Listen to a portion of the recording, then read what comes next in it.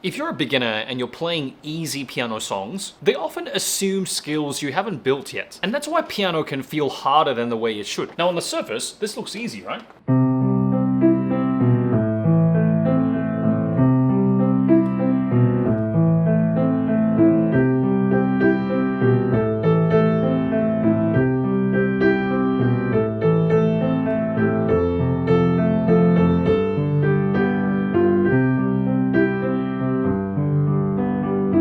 But realistically, a beginner might encounter something like this. Whoa, that's a big jump.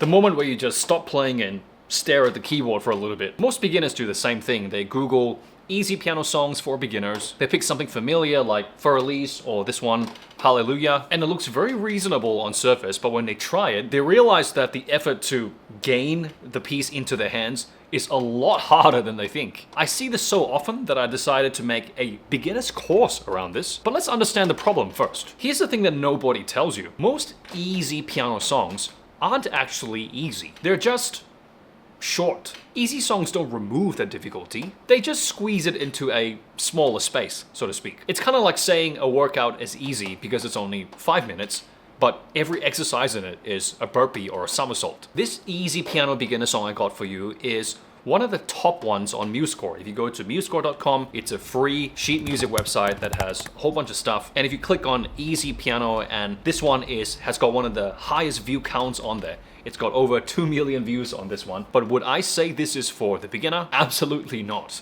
Most easy songs on the internet already assume you can do things like jump between hand positions, coordinate both hands really well, read intervals quickly, and this next one, which is really underrated, which is to be able to feel and count rhythm accurately. If you already had these skills that I just said, you probably wouldn't even be Googling or searching for easy piano songs in the first place. Not only do these songs assume many of these skills, it also requires you to perform all of them at the same time. A good educational beginner piece or exercise focuses on one technique, 1 or 2 techniques at most. Easy songs such as this one, they're really great pieces, but just know that playing these kinds of pieces will assume a lot more skills than you maybe have had time to build. And do you ever get this feeling sometimes you finish an easy piano song and it feels really great, you feel really accomplished, but by the time you get to a next easy piano song, you kind of feel like, whoa, this is like just as hard, and I don't really feel like I actually leveled up. This is because you've memorized just one specific arrangement of that piece. Have you actually increased in your technical skills? Potentially not. So let's talk about the real problem. The song isn't bad,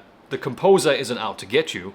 The problem is more in the order of the pieces you learn. Skills are supposed to be learned before the music that requires them. Easy songs often skip that step. It's like building a house by starting with the curtains. Next time, instead of asking, is this song easy? You should ask, what skill is this piece training? If you can't answer that question clearly, the song is probably a little bit too early for you right now. This is exactly what I'm trying to fix in my new beginner's course, The Beginner's Journey. It's built around learning skills first, so that songs feel easier because you're ready for them. If this video resonates with you, the waitlist is below. I'm only opening the course for a limited amount of time, so make sure you get into the waitlist if you want to stop wasting time and actually get better at piano. You're not bad at piano, you're not slow, you're just currently learning things in the wrong order. Fix the order, and piano playing starts to make a lot more sense. Skills first, song second. To our piano beginners out there, what are some of your roadblocks when it comes to learning piano?